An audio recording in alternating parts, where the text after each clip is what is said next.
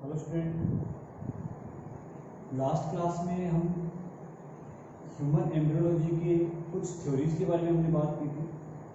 आज हम पढ़ने वाले हैं ह्यूमन एम्ब्रियोलॉजी का सबसे इम्पोर्टेंट पार्ट और जहाँ से नीट में क्वेश्चन आने की संभावना 99% तक होती है। देखो, कल मैंने आपको लास्ट क्लास में ये कहा था कि आगे हम पढ़ेंगे गैमेटोजेनेसिस।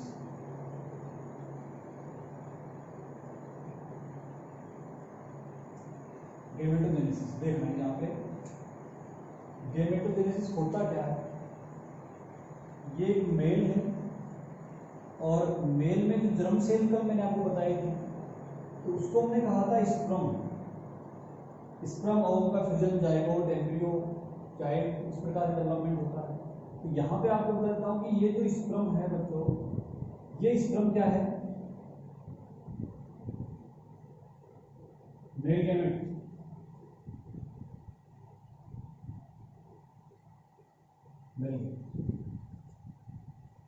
ठीक है। ऐसे ही यदि अपन बात करते हैं फीमेल की, फीमेल में होता है ओवम। क्या होता है? ओवम। और ये ओवम क्या है बच्चों? फीमेल। तो ये बात समझ में आई?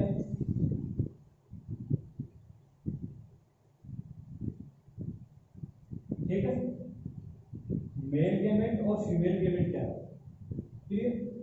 जब निषेचन यहां होता है तब ये गैमेट्स ही क्या करते हैं बच्चों? एक बार मैं वन आवर्मेंट कर रहा हूं, यानी कि स्पर्म ओवम का जब फ्यूजन होता है उसके बाद में क्या बनेगा यहाँ पे? जाइगोट।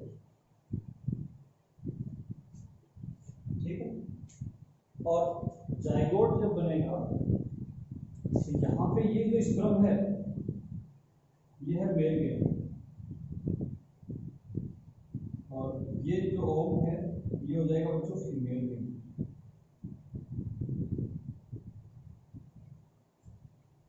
ठीक है। मेल गैमेट और फीमेल गैमेट हो। तो ये जो स्पर्म है और ओवम है ये कहाँ से बनते हैं? स्पर्म और ओवम बनने की जो प्रोसेस है या प्रक्रिया है, तो इन दोनों को हम कंबाइंड रूप से क्या बोल सकते हैं बच्चों? गैमेट बोल सकते हैं। तो गैमेट जो बन रहे हैं, इन गैमेट के निर्माण की जो प्रक्रिया है वो क्या कहलाती है? गैमेटोजेनेसिस। यहाँ तक ये बात समझ में आ गई कि मेल गैमेट और फीमेल गैमेट बनने का जो प्रोसेस है उसको गैमेटोजेनेसिस कहा जाता है। अब यहाँ आपने पढ़ा एक गैमेट है स्पर्म और एक गैमेट है ओवम। स्पर्म वाले को आपने नाम दिया स्पर्मेटोजेनेसिस,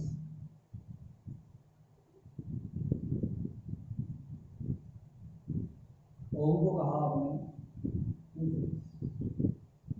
दोनों इंपॉर्टेंट पॉइंट।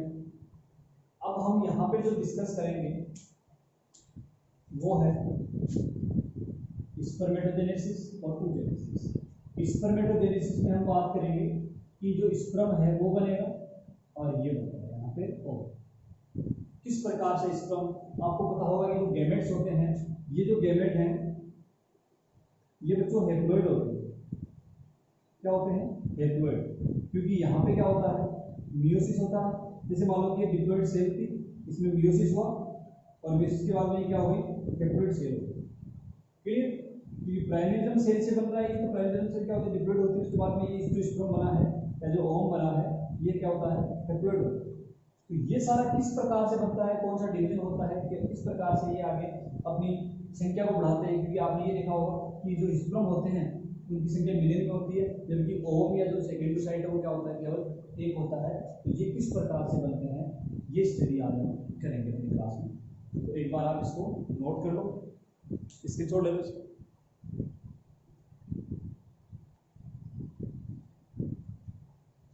गैमेटोजेनेसिस में पहला पॉइंट है अपना स्पर्मेटोजेनेसिस। और स्पर्मेटोजेनेसिस स्पर्म निर्माण की जो प्रोसेस है उसको क्या कहते हैं? स्पर्मेटोजेनेसिस कहते हैं। देखो इसमें जो कुछ बातें अपन पढ़ेंगे वो बातें हो चुकी है। प्राइमरी जर्म सेल है वो क्या होती है? योग से प्राइमरी जर्म सेल बनता है, ये सारा मैंने आपको बता दिया। अब देखो प्राइमरी जर्म सेल जो है वो क्या होती है, डिप्लॉइड होती है, 2 एन हमने लिखा है। अब देखो डिप्लॉइड सेल है, सेल डिवीजन आपने पढ़ रखा है, देखो सेल डिवीजन की जब बात करते हैं तो एक डिप्लॉइड सेल जो है वो यदि डिप्लॉइड रहती है, उसकी जो डॉटर सेल है वो भी डिप्लॉइड रहती है, तो वो होता है माइटोसिस। और यदि हैप्लॉइड हो जाती है, आधी आधी हो जाती है, तो ये होता है बच्चों मियोसिस। क्लियर? माइटोसिस क्या होता है और मियोसिस क्या होता है ये बात आप अच्छे से जानते हो। तो अब आप यहाँ डायरेक्ट बता सकते हो कि कौन सी जगह यहाँ पे माइटोसिस हुआ। और स्पर्मेटोजेनेसिस में जो स्टार्टिंग की जो अवस्थाएं होती है उस समय क्या होता है बच्चों, माइटोसिस की होता है। तो प्राइमरी जर्म सेल जो 2 नई सेल्स बनी है, और 2 नई सेल्स कौन से विभाजन से बनी है, माइटोसिस। और प्राइमरी जर्म सेल से माइटोसिस होने के बाद में 2 सेल्स बनती है, उनको बोलते हैं स्पर्मेटोगोनिया। क्या बोलते हैं बच्चों, स्पर्मेटोगोनिया। आप आगे आइए, स्पर्मेटोगोनिया में फिर माइटोसिस होगा। अब माइटोसिस होगा मतलब डिप्लॉइड है सारी सेल, ये भी डिप्लॉइड ही है, तो माइटोसिस है। यदि यहाँ पे ये हैप्लॉइड होगी तो क्या कहते हैं, मियोसिस हुआ है। देखो माइटोसिस हुआ है, ये सेल्स यहाँ पे बनी है, ठीक है।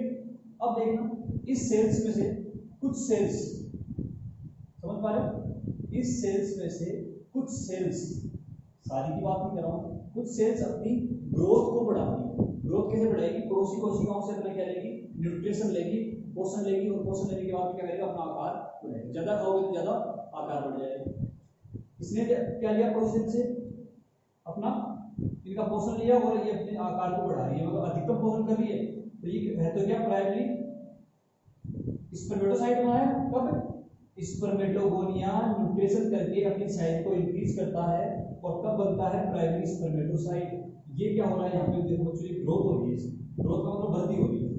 लेकिन इस प्रकार के से बहुत सारी प्राइमरी जर्म सेल स्पर्मेटोगोनिया का फॉर्मेशन करती है, और स्पर्मेटोगोनिया से ये जो बना है यहाँ तक, जिसको आप नाम दे रहे हो, यानी कि इसको यदि बड़ा करके यहाँ लिखें तो ये क्या है, प्राइमरी स्पर्मेटोसाइट। तो प्राइमरी स्पर्मेटोसाइट जो है, प्राइमरी स्पर्मेटोसाइट ये वाला, तो यहाँ तक, यहाँ से लेके यहाँ तक, यानी कि प्राइमरी स्पर्मेटोसाइट हो गया ना, समझ पा रहे हो। ये इसको ये ग्रोथ पे, यानी ग्रोथ पे कैसे आएगा, ये थोड़ा सा क्या लेगा, पोषण लेगा, और ये अपनी साइज बढ़ा लेगा, यानी अन्य की तुलना में इसकी साइज बढ़ गई है, ये भी क्या है, प्राइमरी स्पर्मेटोसाइट। तो यहाँ तक, यहाँ से लेके यहाँ तक की जो अवस्था है उसको बोलते हैं मल्टीप्लिकेशन। मल्टीप्लिकेशन का मतलब होता है वृद्धि प्रावस्था, हिंदी में बोलते हैं इसको वृद्धि प्रावस्था, अपनी संख्या को बढ़ाना। क्लियर है यहाँ तक। उसके बाद यहाँ देखिए, एक प्राइमरी जर्म सेल जो होती है, यानी कि ऐसी बहुत सारी प्राइमरी जर्म सेल काम करती है स्पर्म निर्माण के दौरान। देखो एक प्राइमरी जर्म सेल जो होती है वो क्या बनाती है बच्चों, स्पर्मेटोसाइट और स्पर्मेटोगोनिया बनाती है। Primary germ cell, spermatogonia, spermatocyte, ठीक। इनकी यदि संख्या की आप बात करोगे तो इनकी संख्या होती है बच्चों असंख्य, निश्चित इनकी संख्या नहीं। स्पर्मेटोगोनिया और स्पर्मेटोसाइट बहुत अधिक संख्या में ये बनाते हैं। अब यहाँ पे अगर बात करें कि स्पर्मेटोगोनिया जो है वो 2 प्रकार की होती है, अभी मैंने आपको बताया था कौन सी। एक तो होती है इस प्रकार की जिसमें माइटोसिस होता है, माइटोसिस होगा और वो अपनी संख्या को बढ़ाएंगे। एक ऐसी होती है जो क्या करती है, न्यूट्रिशन लेगी, पड़ोसी सेल से क्या लेगी, न्यूट्रिशन लेगी, अपनी साइज को इंक्रीज करेगी, और साइज इंक्रीज करने के बाद में वो क्या कहलाएगी, प्राइमरी स्पर्मेटोसाइट। तो आप यहां तक समझ चुके हो कि एक प्राइमरी जर्म सेल से प्राइमरी स्पर्मेटोसाइट कैसे बनता है। स्पर्मेटोगोनिया सारे इक्वल होते हैं, लेकिन प्राइमरी स्पर्मेटोसाइट वो होता है जो स्पर्मेटोगोनिया में से अलग होके या अपनी पड़ोसी सेल से क्या लेता है, जो न्यूट्रिशन लेके अपनी साइज को बढ़ा लेता है। ये रहा देखो साइज बढ़ेगी, ठीक है। ये सारे ऐसे ही काम करेंगे, इनमें से कुछ ग्रोथ नहीं करते हैं लेकिन लगभग ग्रोथ करते हैं, तो वो सारे क्या बन जाएंगे, प्राइमरी स्पर्मेटोसाइट। और ये प्राइमरी स्पर्मेटोसाइट ही आगे चल के क्या करता है, सेकेंडरी स्पर्मेटोसाइट का निर्माण करेगा। नोट करो।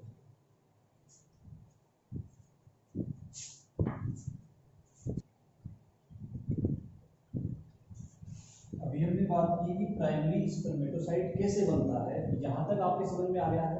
अब अपन स्पर्मेटोसाइट को लेके बात करेंगे आगे। तो यहाँ देखना, ये जो है ये हमारे पास में प्राइमरी स्पर्मेटोसाइट के लिए, जैसे मैं बोल रहा हूँ बस उस बात को आप सुनना, कंप्लीट आपके दिमाग में स्पर्मेटोजेनेसिस सेट हो जाएगा। देखो प्राइमरी स्पर्मेटोसाइट का निर्माण हुआ था माइटोसिस होने से। ये माइटोसिस से क्या बना है, प्राइमरी स्पर्मेटोसाइट बनेगा। ठीक, और ये फेज कौन सी थी? मल्टीप्लेक्स में। वृद्धि और प्रावस्था इसको होता है। देखो प्राइमरी स्पर्मेटोसाइट में मियोसिस होगा, मियोसिस फर्स्ट होगा। मियोसिस फर्स्ट जब हो रहा है तो यहाँ पे आप देखो कि दो यहाँ पे क्या बनेंगे? Secondary spermatocyte. प्राइमरी स्पर्मेटोसाइट बना है, उस प्राइमरी स्पर्मेटोसाइट में मियोसिस हुआ तो उससे दो नई सेल्स बनी है, और ये यहाँ पे जो बनेगा प्राइमरी से क्या बन गया? सेकेंडरी स्पर्मेटोसाइट बन गया। एक चीज यहाँ के थोड़ी सी ये हो रहा होगा कि ये यहाँ पे ऐसे इस प्रकार से क्या बना, देखो इस प्रकार से जब सेल्स का डिवीजन होता है, एक सेल से दो सेल्स बनती है और दोनों के बीच में यदि जुड़ाव है, साइटोप्लाज्मिक जुड़ाव है, तो यहाँ पर हम कहेंगे कि उसके अंदर साइटोप्लाज्म का कंप्लीट विभाजन नहीं हुआ है। आई बात समझ में? यहाँ पे अपन कहें कि मियोसिस जो फर्स्ट होता है, यहाँ पे ये इसको बोलते हैं रिडक्शनल फेज। आई बात समझ में? मियोसिस फर्स्ट हो रहा है इसमें प्राइमरी स्पर्मेटोसाइट, इसको बोलते हैं रिडक्शनल फेज। यहाँ पे क्रॉसिंग ओवर होता है, और यहाँ पे आप देख रहे हो कि ये जो बीच में बना हुआ है, बंद सा बना हुआ है, इसको बोलते हैं साइटोप्लाज्मिक ब्रिज, क्योंकि न्यूक्लियस का डिवीजन हो गया है और यहाँ पे साइटोप्लाज्म का कंप्लीट डिवीजन नहीं हुआ है, इसलिए इसको आप क्या नाम दोगे? Incomplete cytokinesis. और इनकम्प्लीट साइटोकाइनेसिस स्पर्मेटोजेनेसिस का एक स्पेसिफिक लक्षण है। याद रखना, स्पर्मेटोजेनेसिस का स्पेसिफिक लक्षण, स्पेसिफिक कैरेक्टर। क्यों? क्योंकि सेकेंडरी स्पर्मेटोसाइट ही आगे चलकर स्पर्म का निर्माण करता है, और स्पर्म की संख्या बहुत ज्यादा होती है, और उन सारे स्पर्म में 200 से 300 मिलियन है, तो अब हम ये नहीं बता सकते कि 200 से 300 मिलियन जो स्पर्म है उनमें से कौन सा स्पर्म निषेचित करेगा, यानी कि कोई सा भी कर सकता है। इसलिए सभी स्पर्मेटोसाइट को इक्वल रखना कंपल्सरी है। आपसे ये पूछा जाए कि इनकम्प्लीट साइटोकाइनेसिस क्या होता है, कि जब साइटोप्लाज्म का कंप्लीट वितरण नहीं होता तो इनकम्प्लीट हो जाएगा, ये तो बात क्लियर है। लेकिन स्पर्मेटोजेनेसिस में ऐसा क्यों होता है? क्योंकि जब प्राइमरी स्पर्मेटोसाइट से सेकेंडरी स्पर्मेटोसाइट बनता है तो सेकेंडरी स्पर्मेटोसाइट ही आगे चल के स्पर्म में कन्वर्ट होता है। अब स्पर्म संख्या बहुत ज्यादा होती है, तो कोई सा भी स्पर्म क्या कर सकता है? ओव्स को फर्टिलाइज कर सकता है। इसलिए सारे के सारे स्पर्म को इक्वल बराबर रखना जरूरी होता है।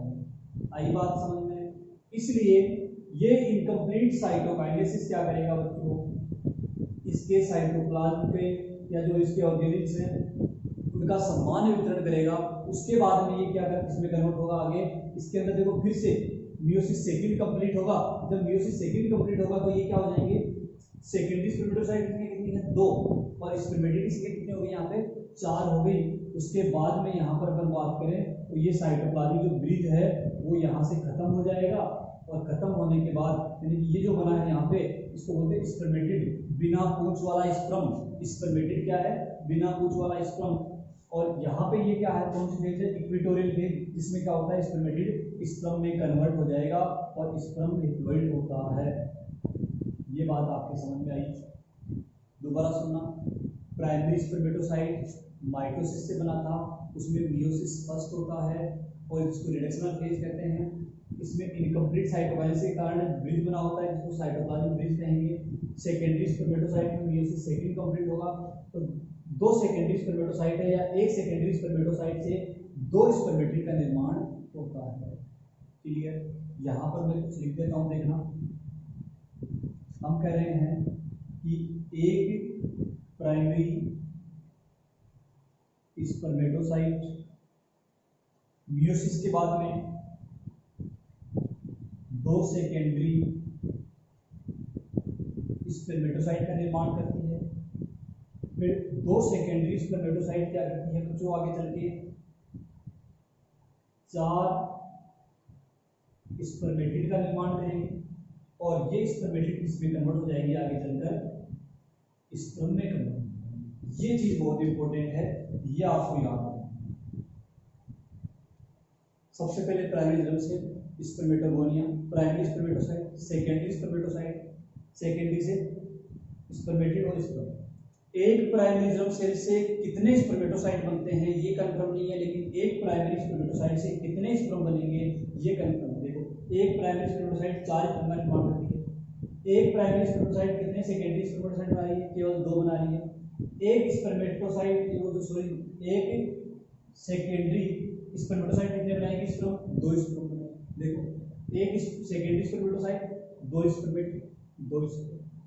आई बात समझ? इनकम्प्लीट साइटोकाइनेसिस क्यों होता है ये मैंने आपको बता दिया है। एक स्पर्मेटोसाइट से कितने सेकेंडरी, कितने स्पर्मेटिड और कितने स्पर्म बनेंगे ये भी मैंने आपको यहाँ बता दिया है। रिडक्शनल फेज क्या होती है? इनकम्प्लीट हो रहा ना, इसलिए इसको रिडक्शन बोलते हैं। इक्विटोरियल ये बराबर इसको कर देगा, क्लियर। उसके बाद में ब्रीज खत्म हो जाएगा तो इक्विटोरियल फेज में बचेगा। एक यहाँ पे हम कह रहे हैं कि प्राइमरी स्पर्मेटोसाइट स्पर्म में करो, स्पर्म बनने की प्रोसेस है पूरी कंप्लीट, यानी कि प्राइमरी स्पर्मेटोसाइट से, और ये स्पर्म आगे जाके क्या करता है, फर्टिलाइज होने के लिए क्या हो गया, तैयार हो गया है। इसलिए इस फेज को नाम दिया जाता है बच्चों मैच्योरेशन, परिपक्व अवस्था। क्लियर है यहाँ तक? इसको आप नोट कर लो, उसके बाद आगे बात करते हैं।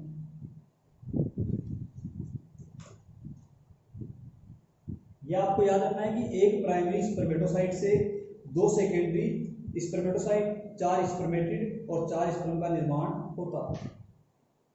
अब मैं आपको बता देता हूं कि कौन कौन से हार्मोन यहाँ पे लिख लिया क्या। स्पर्मेटोजेनेसिस का लास्ट पार्ट, और स्पर्मेटोजेनेसिस में कुछ हार्मोन्स की यहाँ महत्वपूर्ण भूमिका होती है, उनकी बात यहाँ पे कर देते हैं। सबसे पहले एफएसएच है जो कि सबसे मेन होता है, पहले भी मैं बता चुका हूँ उसके बारे में।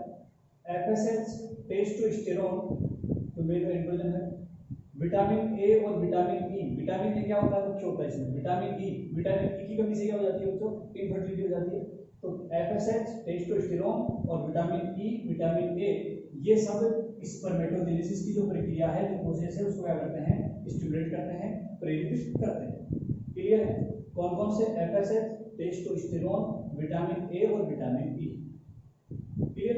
विटामिन ए और विटामिन ई से यदि आपको पूछा जाए कि सबसे मेन कौन सा है, और पूछा जाए कि कौन निम्न में से कौन सा विटामिन स्पर्मेटोजेनेसिस को प्रेरित करता है, और उसमें दोनों ऑप्शन है और दोनों में से एक बताना है, तो कौन सा दोगे आंसर?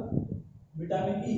यदि दोनों में लिखा हुआ है बोथ ए और ई तो दोनों को आ जाएगा, लेकिन मोस्टली कौन सा होता है? विटामिन ई होता है।